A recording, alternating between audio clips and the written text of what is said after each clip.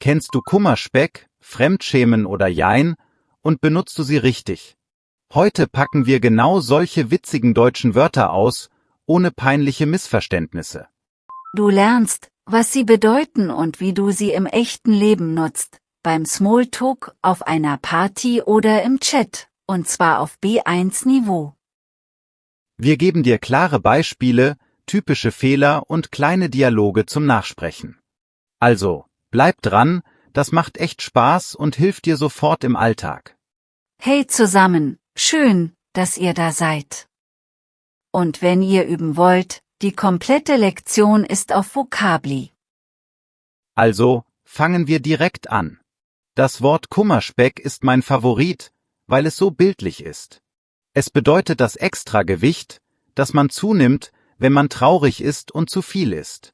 Total absurd, aber irgendwie süß, oder?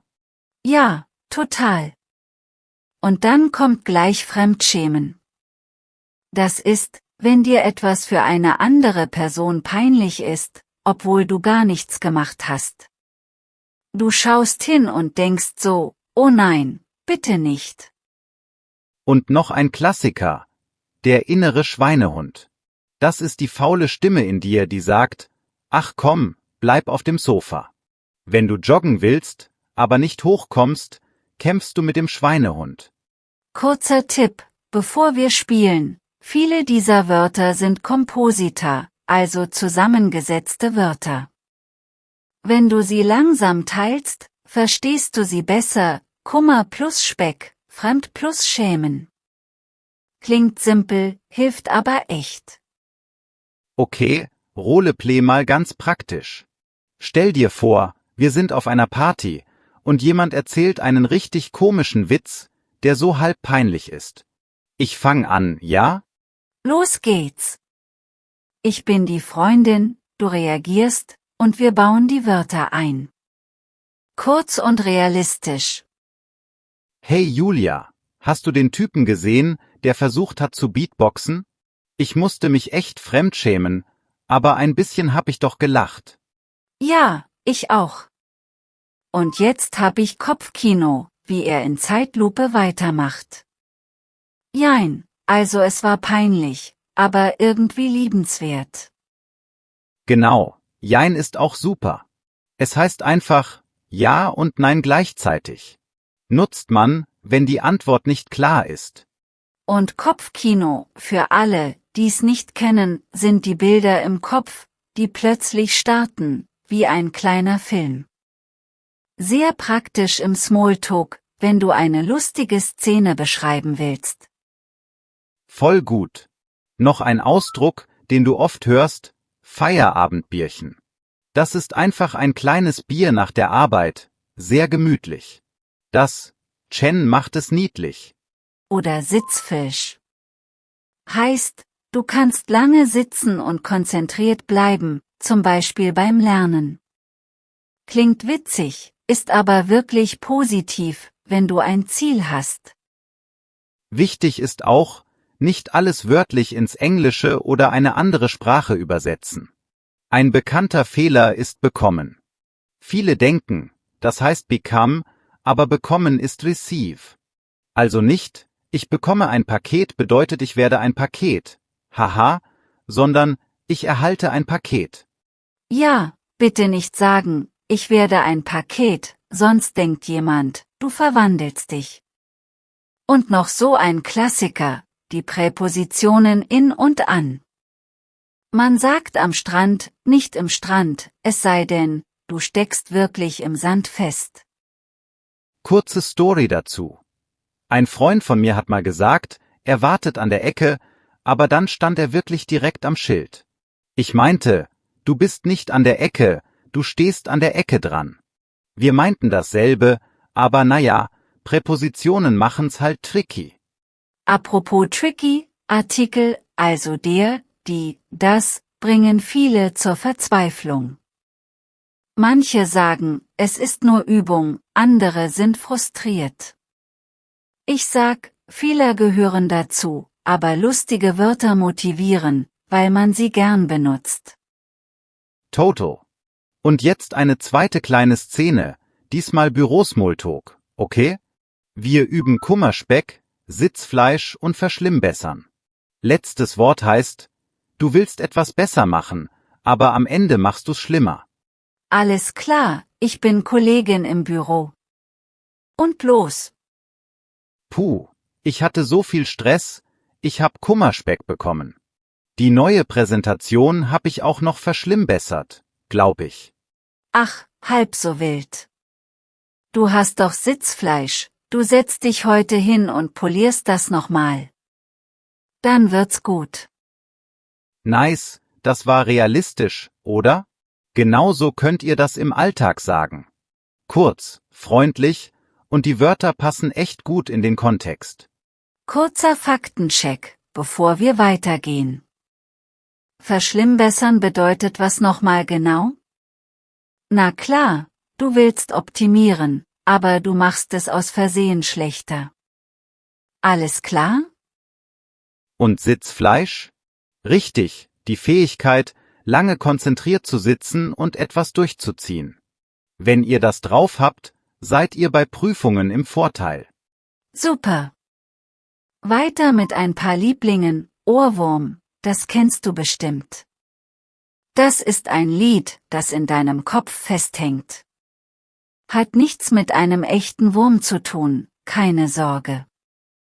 Dann noch Kuddelmuddel, das ist einfach ein großes Durcheinander. Wenn deine Tasche voll Zettel ist und nichts hat Ordnung, dann sagst du, boah, was für ein Kuddelmuddel. Ich mag auch Fernweh.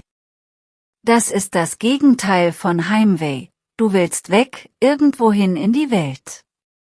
Allein das Wort macht schon Lust aufs Reisen. Und Torschlusspanik, klingt dramatisch, oder? Das ist die Angst, etwas zu verpassen, weil die Zeit knapp wird. Manche bekommen sie mit 30, andere mit 60, naja, kommt halt drauf an. Es gibt auch Debatten um Sprache, zum Beispiel um Gendern. Manche sagen Aschenbecher-Sternchen, also Aschenbecher-SternInnen, und finden das total wichtig, andere lachen darüber. Ich find, am besten ist, respektvoll bleiben und im richtigen Kontext sprechen. Genau, denn Humor und Respekt müssen zusammenpassen. Und ganz ehrlich, gerade diese extremen Formen zeigen, wie flexibel Deutsch ist. Man kann fast alles zusammensetzen. Manchmal ernst, manchmal einfach nur witzig. Ich habe übrigens mal in Frankreich gelebt, 8 Jahre lang. Als ich zurückkam, hab ich dauernd Französisch und Deutsch gemischt. Ein Freund fragte mich spaßig nach der Baguette-Kultur, und ich stand da mit Torschlusspanik im Kopf, wie ich das jetzt charmant erkläre. Haha, kenn ich. Ich hab mal direkt aus einer Spanischstunde in ein deutsches Gespräch gewechselt. Erst kam ein spanisches Wort raus, dann hatte ich ein Mini-Kuddelmuddel im Kopf. Und plötzlich war das Deutsch wieder so erleichternd, fast wie ein Feierabendbierchen. Wenn sowas passiert, helfen feste Wortpaare. Zum Beispiel, sich fremdschämen für jemanden, einen Ohrwurm haben, den inneren Schweinehund besiegen. Diese Kollokations geben dir Sicherheit, besonders wenn das Gehirn zwischen Sprachen springt. Lass uns nochmal typische Fehler aufgreifen, aber mit Humor. Verb am Ende nicht vergessen, ja? Viele sagen, ich glaube, das ist gut, weil ich habe viel gelernt. Besser. Ich glaube, das ist gut, weil ich viel gelernt habe. Genau, und bei Jein aufpassen, nicht Jein, aber eher Ja, das klingt komisch. Sag lieber kurz, Jein, es kommt drauf an. Das wirkt natürlich und klar. Noch ein paar Perlen. Spaßbremse, das ist eine Person, die den Spaß stoppt. Und Pechvogel, jemand, der immer Pech hat. Beide sind freundlich gemeint, aber sag sie besser mit einem Lächeln. Oh, und Zugzwang. Aus dem Schach, bedeutet aber allgemein, du musst handeln, du kannst nicht warten. Ich sag das oft, wenn die Deadline naht und mein Sitzfleisch getestet wird. Mini Roleplay per Chat, okay? Ich schreibe dir, dass ich heute nicht zum Sport komme, und wir bauen 3 Ausdrücke ein. Los geht's. Alles klar, ich antworte streng, aber liebevoll. Und wir korrigieren nebenbei eine Präposition und ein Verb. Hey, ich komme heute nicht ins Fitnessstudio, mein innerer Schweinehund ist zu stark. Hab außerdem einen Ohrwurm und mein Kopfkino sagt Sofa und Pizza. Halt, nicht ins, sondern ins ist schon korrekt, haha, ich meinte eigentlich im Kontext Strand, am Strand, nicht im Strand. Und gut, Schweinehund akzeptiert, aber wir machen morgen Sport, abgemacht? Jein zählt nicht. Okay, abgemacht. Wenn ich absage, dann wirklich, weil ich ein Paket bekomme, nicht weil ich eins werde. Ich will ja nichts verschlimmbessern, also, morgen zieh ich es durch. Sehr gut. Du siehst, man kann sogar Fehler elegant reparieren und dabei lachen. So bleibt das Wort hängen, und du benutzt es beim nächsten Mal richtig. Noch ein überraschender Tipp. Humorvolle Komposita helfen beim Lernen. Kummerspeck, Briefschmerz. Das sagen Leute manchmal im Netz, wenn eine Nachricht weh tut. Je verrückter das Bild, desto leichter merkst du's dir. Und Medien helfen. Schau deutsche Cartoons oder leichte Comedy, dann hörst du, wie Leute echt sprechen. Da fallen Wörter wie Jein, Kopfkino oder Fremdschämen ganz natürlich. Kurzer Check für euch alle. Was bedeutet Kummerspeck? Genau, das Extragewicht durch Kummer und zu viel Essen. Und was heißt verschlimmbessern? Etwas verbessern wollen und es schlimmer machen. Wenn das sitzt, habt ihr schon richtig viel für Smalltalk. Stell dir vor, du triffst neue Leute und sagst locker, ich hab heute Fernweh, aber mein Sitzfleisch hält mich im Büro.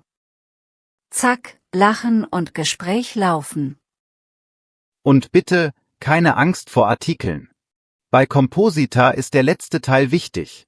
Die Zahnbürste, also Bürste, ist weiblich, daher die. Das hilft oft, auch wenn's nicht immer perfekt ist. Wenn ihr streitet, ob Humor erlaubt ist, klar, aber freundlich.